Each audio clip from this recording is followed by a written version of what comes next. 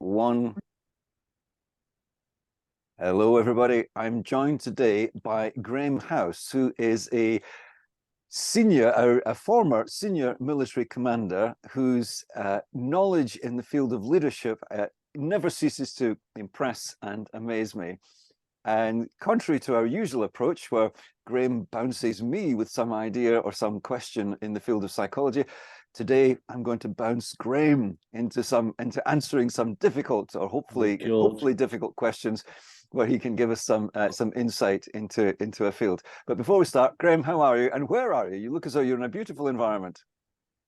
That's good to see you. Thank you for the invite, Mac. There's beads of sweat here. I'm in the delights of Surrey, in an area of outstanding beauty. I'm outside because it's actually dry. I've just come off a link with an employment tribunal supporting a close friend of mine who's going through a tough journey, hence the rig. And yeah, so straight, but flip from support to be questioned. Yeah, let's go for it. I can't wait to hear your insights. So as a military commander, obviously leadership plays a massive role on determining outcomes. So here's my bouncing question. What role does trust play in performance? What role does trust play in the performance of an organization? Okay. That's a great question.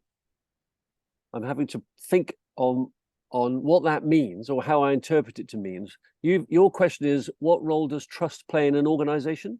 Yeah, what role does the trust between staff and a leader play in the performance of that organization? That's really good. There's a couple of things to that. I think it plays a huge role. I guess a critical role amongst a couple of others. I think self-trust as a leader, and I never really associated myself to the term leader. I'm just Graham, but people need a sense of leadership with me. But I would very much strip that away and just give as much authority as I could. I'm a very empowering guy because I trust implicitly everyone. It's my default. I just trust you until proven otherwise, and even then I'll recover it because I always believe trust can be recovered. It just takes a little more time because that's my default. And I think you need a lot of self-trust to be able to do that. And the organization had put me in that position because it trusted me. So I didn't really need to validate myself to myself. There's an awful lot of investment gone into me. So the difficulty, I think, in one particular appointment as what we call a base commander, so you've got a whole region and a lot of people to look after, talk about trust. I'd arrived there when the unit, the people, had gone through a whole long, drawn-out phase of redundancies in the civil side, not just the military side. You'll be a military commander, but not just of military people, of civilians as well. And this particular appointment, it was sort of top-heavy civilians, and they'd gone through a really brutal drawdown because of transformation within defense as a whole. This was during the period of the financial crisis of 2007 period, when we're hot on operations in Afghanistan and Iraq. It is a very difficult time for the country as a whole. And what had happened, it very quickly became apparent to me that corporate trust had gone with them. So as a workforce, they had very little trust in the relationship with the organization. So it was like a sort of goalpost of right of art, left of art, and then right in the middle comes me. So it was really I might be trusted by the organization, but I'm an unknown to the team, my team. And I took on a deliberate, hold them up rather than push them down, a sort of an inverse leadership role, to recover trust over time. Very, very tricky because their levels of trust were practically smashed. Yeah, I would say in response to your question, it's critical. Here. One of the things we've talked about in the past privately between us is management by walking around. I wonder if you could perhaps give us some insight into what kinds of behaviors a skilled leader could engage in while managing a military base. What kinds of behaviors could that leader engage in that would enhance and boost trust? Okay, I think you need to be seen and heard. And I say that not because I need to be seen and heard, but because people, I think that's what leadership is really about, or just in a relationship. Your partner, the people around you, your family, they need to be seen and heard to you. And to allow them to feel that, you need to be seen and hear them. And that creates a safe space. And then within a safe space, you can grow. You become more than the sum of all parts. You can actually achieve a huge amount with not much. And then it's fun because it's quite exciting. You have the relationship evolves in a very organic way rather than an instructional way. So because of that, that is my view in life, really. And I don't really like being in an office. It's not my safe sanctuary. It's because I'm not good at office work, really. I'm good at listening. I think I'm good at chatting. I'm really good at drinking tea. So my approach in life really is the best way, especially times of uncertainty, the best way to recover a sense of uncertainty is to communicate. And that isn't done as you and I are communicating this way. It's done in a full body relationship. Your whole presence needs to be there, and people will see your behaviors. And importantly, I can observe as well. So that would be my approach. I'm very much frontline focused. I'm very much there in your presence, perhaps more than is comfortable to some. But that's fear that tends to drive behind the behavior. There's a sense of fear, and my role is to try and ease that fear and allow people to be increasingly safe, and then they start moving towards their potential. So I was always a very much out and about, and often unannounced, which didn't actually wasn't always appreciated by the executives, because they'll always think he's going to find out what we don't want him to see. Well, I'm not really interested in that. I go right to the bottom. The most important people are the frontline soldiers, the junior ranks. They're the doers. And just by sitting with them, I got a cup of tea. An example, I'd put it in my diary every day. Go to a section or in like an armory, for example. Where critical assets, where operational output is a game changer if it goes wrong. As part of my unrecognized responsibility, I suppose. And I'd go there for a brew. And the best way for a brew, I wouldn't just swing by for 10 minutes and say hello. I'm not the queen. I'd roll my sleeves up and get grubby. So I'd spend the day there, or at least a morning, and strip weapons, do the stuff that the troops are doing. And that starts with, I'll make a brew. So you start with a very much hierarchy. It's a hierarchy is my experience of most of my organizations I've been with, and you're trying to bring that down to bring this person up and bring the perception of my rank down to have that connection. And cups of tea is a good start, and you usually get the sort of yes sir, no sir response. But then as the confidence builds in the relationship, they start talking more openly, more fluidly, and that's when you start getting beneath the surface of the perceptions with, what do you really think about this? Not the authentic you, not what you think I want to hear. What do you really think about that? And that's I think is an example of we're trying to be a team. I'm not the principal by my nature. It's just by appointment. The most important person on my unit would be the guy on the front of the security gate. It doesn't matter about the rank. There's a layer of operational need, and I'm right at the back of that. So. Yeah, I'm very active in being on the front line, and that's the most enjoyable as well. I like to be seen, and people can ask me that any questions you like. And there's no whatever you like, you go for it. So I think that promotes trust, understanding, and a unified approach to what is sometimes complex and quite hostile. So yeah, and it's fun. It's much more fun. There's a leadership adage, which I'm sure you're familiar with, that a good leader would never ask any of their staff to do something they weren't prepared to do themselves. Quite right, yeah. I presume that the thinking behind that is in order to build trust. Could you give us some examples of how when you've done that, when you've done something that perhaps wouldn't be expected of a military commander, that would indeed build trust amongst the staff? Examples of doing something that I wouldn't ask. Yes, I'll give you Yeah, examples of things that perhaps that wouldn't be expected of a military commander. You know, tasks that Okay. that perhaps. Okay. Yeah. Yeah. Yeah. There was one. I'll give you one incident that was fun, but really unusual, I guess, for a military commander to do. Was on one particular unit. I was what we call the base commander, the unit, the head of the establishment, I suppose, in a civilian equivalent, with perceived responsibilities and sort of distant, way up there in the headquarters management land and never seen and unapproachable. And that's not me at all.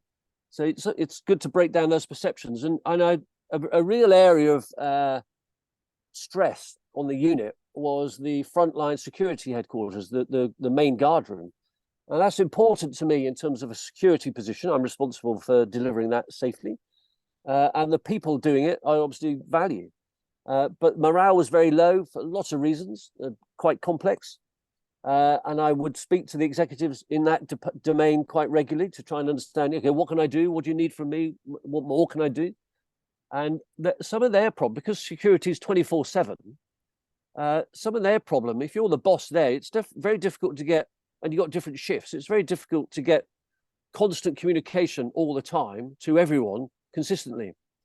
Because there's different shifts, and that doesn't help comms or morale or motivation or a unified approach. And they gave me an example that they were having their Christmas function, and they couldn't all go together because obviously half could go, but the other half were defending my unit.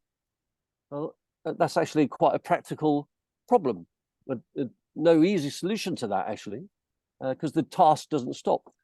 And I'll tell you what then is, how about if me and my executive, those senior ranks that live in that headquarters that you never see, how about if we took on the frontline guarding commitment for 72 hours a weekend? How about if we did that? And then brackets, you've got no excuse apart from your whole team go. If they want to go, there's a choice, but you can't say I'm working and I can never get off. You now have a chance to build your team. And they went for that. They thought that was great.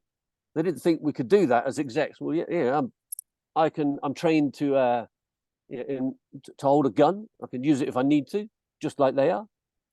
And it's really good, I think, for a base commander to be seen doing what some would call the basics, and yet it's the most important job. And why that was great is it was a lot of fun seeing staff come on the unit, seeing me there, and my execs with, what's the boss doing here? And I could politely say, look, with respect, your car tax looks out of date. Might want to get that fixed. We have these orders to protect you, and I'll explain why for insurance purposes. So you build a dialogue there, and again, you're breaking down this hierarchy of boss can't speak to Graham can. Approachability, I think, is really important, but meaningful, authentic, not pretend. And the good thing about that exercise, Professor, was a big problem there in that area was the environment, and the building was completely unfit for habitation. It's really, really rubbish, lack of investment over a long time. And by being in it, I could better understand why everyone's so miserable. And I could then create a business case to the headquarters as to why we need X million to build a new building, which eventually happened. So it just shows there's great benefit by, just like living in the barrack blocks where the water is always cold. Well, I can talk on an evidence-based position because I've been there. I've experienced it. My peers and my colleagues haven't. So I've got an authority based on a knowledge. You might not have the rank, but I can talk on an evidence base with, well, I know it's rubbish because I've just lived in it for 2 months. It's rubbish. And then it becomes very authentic in your argument for investment. So there's an example, I think, of just showing, and a great sort of leveler for me is never above, never below, always beside you. Well, don't just say it, do it. And when you do it and people see it, they suddenly think, hey, he's just like us. And I am. So right. An example. There's loads. It's fun to do. I enjoy doing that. It's the fun happens there, not in the headquarters or in the office. That's miserable. It's yeah. If I was to make a statement, could you give me an analysis of what you think of it? one of the primary reasons to build trust as a leader is to understand staff, understand their conditions, understand their motivations, understand their problems, understand their challenges. And because you can get to a point where you really understand them, you get access to the information, critical information, that a leader who had not established trust simply wouldn't get access to. What do you think of that? Yeah. Well, you sort of underline why it's important to be out on the front line and not stuffed in the headquarters. That's good, because it's and I believe in it, and I always try and do that. I've just been around, parts of Africa to see a team, not to check on what's going on, but because I think my presence is of value to them. But it's also I want to learn, and these people are doing the job. My perception can be this when it actually should be that. So I love spending time with the operators, if you like. That's actually my background. I'm more comfortable there. And a good example was, this sounds really arrogant. When you're a relatively senior bloke walking around the crew rooms, if you like, because you get a cup of tea, or you make a cup of tea for people, and people are more fluid in that natural. It's their environment. They're more comfortable to talk openly. And they ask questions of me, which is great. We're building up that relationship of a team.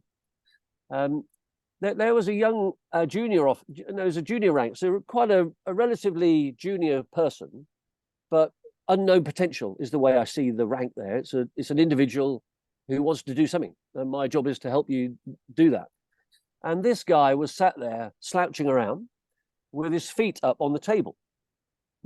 Now that's not really what we do. When the senior guy comes in, you sort of stand up and present yourself, not to don't salute, you just stand to attention until you're at ease. You don't slouch around with your feet on the table. So he was my first, let's have a cup of tea. And actually what I was seeing there was a bloke who didn't trust this. He might have trusted this when he gets to know this, but he didn't trust that, my rank, because of the way he'd been treated. He's just been made redundant in a flippant way, in a non-personal way, in a very inelegant way.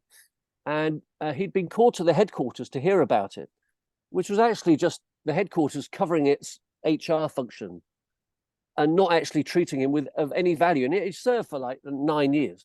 So he had every right to be flippant with me, because in his world, my rank was irrelevant. But when I spoke to him, I think, what you've just told me about how you've been treated is what the 4-star, what the chief wants to hear. But he never hears that. So why don't you and I, because I believe you, I'm right on your side, the way it's not good enough we do that.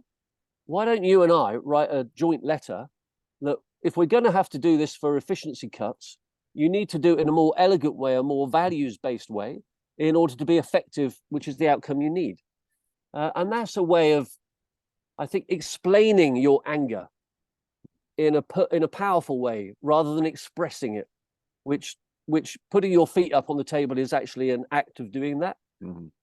So does that come close to sort of broadly what you're thinking there? It's an example, I think, of just have the confidence and the belief to get down and dirty early, where everyone else lives, and get out of your sort of, as I call it, management la-la land, where most of your executives live, because they think it's safe there. You can hide there. You don't have to be accountable there. Well, that's just not my character at all.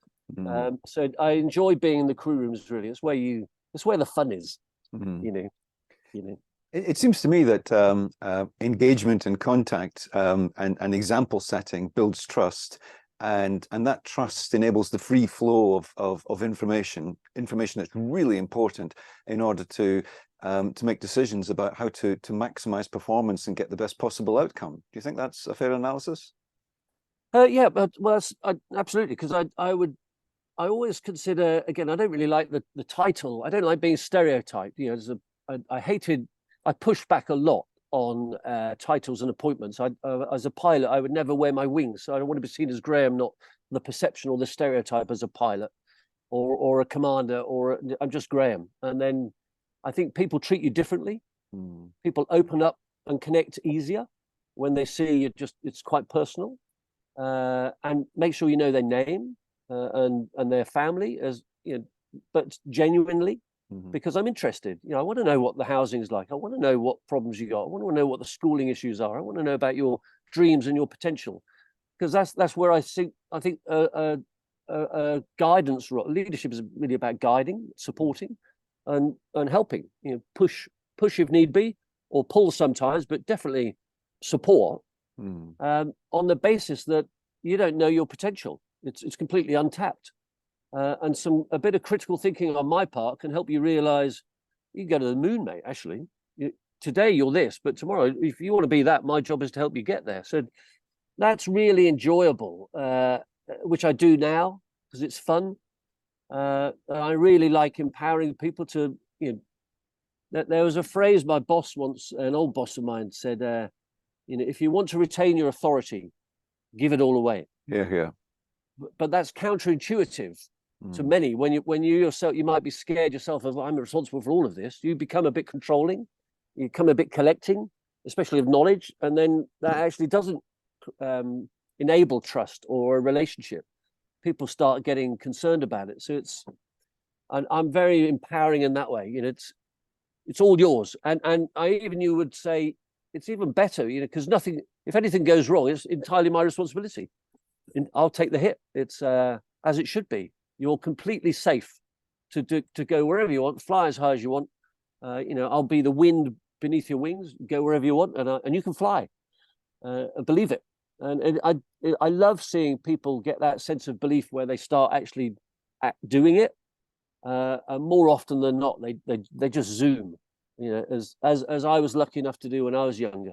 So yeah, it promotes. I don't think it's about trust, actually, Professor. I think it's about self-belief, self-trust. And if I can enable that, then that's wonderful. It's like a rose blooming. You know, perhaps there's an element of trust there. Perhaps there's a trust reciprocation that when you trust individuals and show them that you trust them, they're much more likely to trust you, and then the flow of information is happening more freely then.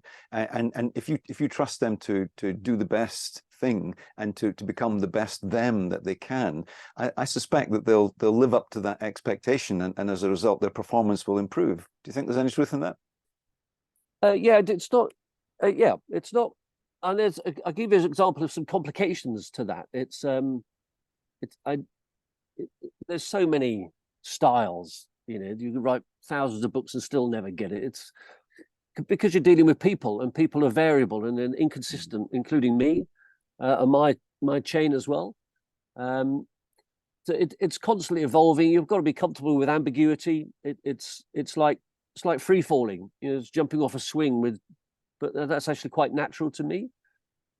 Where I struggle sometimes is because I'm in a position of authority and knowledge, and I would want to inform everyone with what I know. I need you to know, but sometimes there's some sensitivities to that, and I've always struggled a bit with.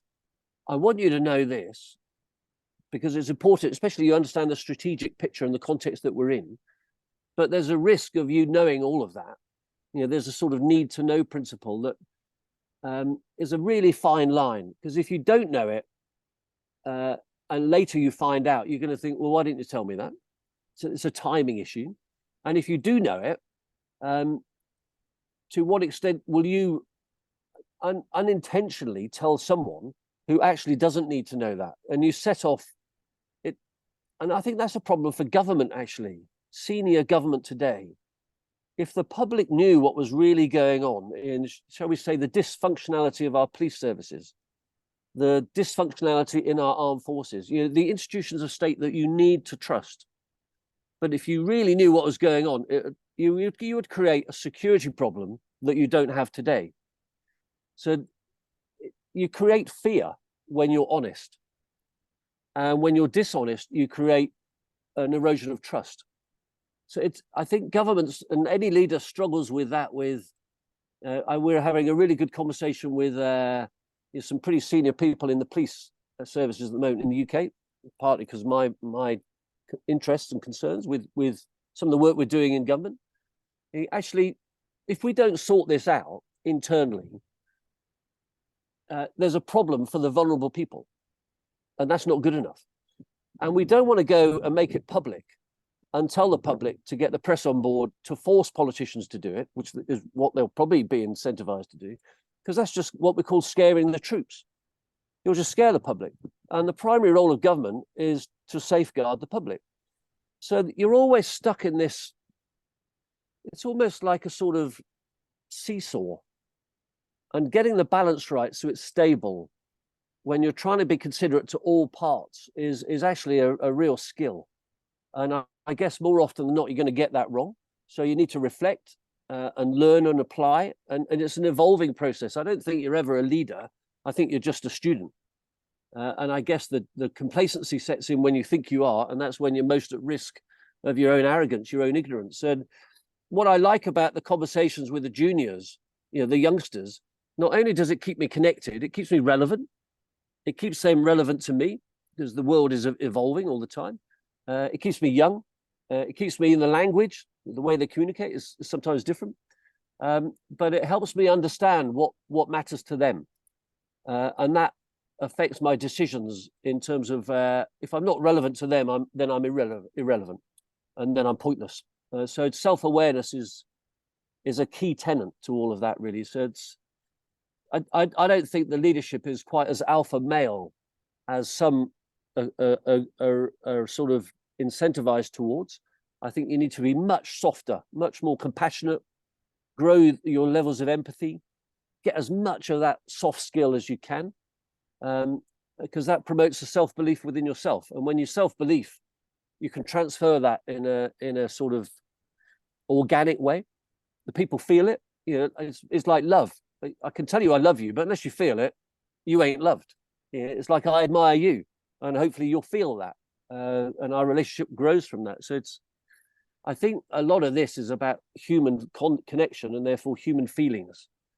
And certainly when I'm looking at behavior change in the police right now, for example, or Parliament, there's a great quote, behind the behavior, there's a feeling. Behind the feeling, there's a need. And if you don't focus on the need, you're not really helping anyone. So and that's the art of listening, again, and not an easy skill that we're not taught. If you just judge the behavior, you're going to get it wrong. You are the problem. It defines you, not the person. You need to go upstream and identify what is the need here. And often the person, they just want, just like the employment tribunal I've been on, you want to be heard and you want to be seen. That's it. And at that point, someone will sort it out. But if you don't feel heard or seen, your sense of worth and value just really goes down. And I'm just as vulnerable to that as anyone else. That's part of just because you're a leader, you're not bulletproof in your own emotions. And it's quite a lonely place to be more often than not. You discover your faith, you look around for a higher power. I became much more spiritual, I think, because of these opportunities I had. I'm much more connected with my inner self. It gave me loads of questions about myself that you're never good enough. It's hard work to try and keep your own standard, yet alone the standard and expectations of others. So I'd summarize all of that, Professor, with it's great fun, because you'll always fail. And from the failures come learning. Learning always follows, doesn't it? Yeah, and I think if I made a mistake, and I'd try to work better on that, I went through, but just because of operational stress, especially in recent years, 2 to 3 years ago, I used to be really good at self-reflection because I was taught it, especially in the parts of my flying experiences. And that allowed me to reflect on the day, what went well, what didn't go so well, what do I need to do better, what areas can I do, where do I need to go for self-development rather than just expect someone else. It comes back to your sense of self-responsibility. I think I was really good at that. I think I lost a bit of that in my relatively recent years because I just overwhelmed, completely maxed out in capacity, and actually recovering that in the last couple of years through some great work from people around me, where actually reflection and stopping and resting allows you to take control of the overwhelmed bit. and you perform better because it increases your sense of awareness and self-critique. I think that was a really good lesson for many leaders. You keep that sense of reflection. When all hell is breaking loose, go for a walk. Recover your sense of objectivity, recover your sense of belief, and reflect on what we were trying to do. What are we trying to do? How are we doing it? And is there a better way to do it? And actually that requires you to disconnect from the fight, see it for what it is, and then get back into it and often change course. And you need to have some courage to do that, because it's counterintuitive when there's a firefight. You feel I've got to stay there, and everyone wants you to stay there. It sort of sounds, I'm just off for 10 minutes. What? Yeah, but when I come back, we're going that way, and the outcome will be better. So I think that just shows, I guess, another tenet there, Professor, is you've got to be outcomes focused beyond your tenure, beyond your time. Otherwise, you get this permanent change cycle of new leader, new change. And certainly our incentives, certainly in the military, we're measured on this bit. So you're almost incentivized to, well, I've got to do something in this period and be seen to do it to move me forward. And actually, that's not what the people want. They just want to know what hill and let them get on with it. Stand back in amazement. That's really what most people, I think, that's what I want. Leave me alone. Graham, Does that help? Well, Is that interesting? What a fantastic tour de force analysis of leadership and multiple components, way beyond the questions I was asking. And you went into much more depth than I could possibly have hoped for, and you've demonstrated how trust is just a single component of leadership, and there are so many interwoven components. And we've got just a couple of minutes. Graham, in our last few videos, you've always wrapped up the session in the same way. I wonder if you can wrap up our session in the same way that you've finished so many of our videos together. About leadership? On be kind and... Oh, okay. So I think this is key. Recognize your humbleness. I think humility is really, really important. It's not about you, it's about the person that you've been privileged to support. And I think that keeps you grounded, which is why I push back on anyone saying I'm good at anything. And I often push back. I don't want to hear that because it gives me an ego. It's fatal. Don't do that. Stay down. And remember, love is patient. It is kind. Hold on tight and it will be all right. You have to keep the faith. It'll be all right. Believe it. Thanks, Graham. Yeah. Take care. Bye. Good to see you.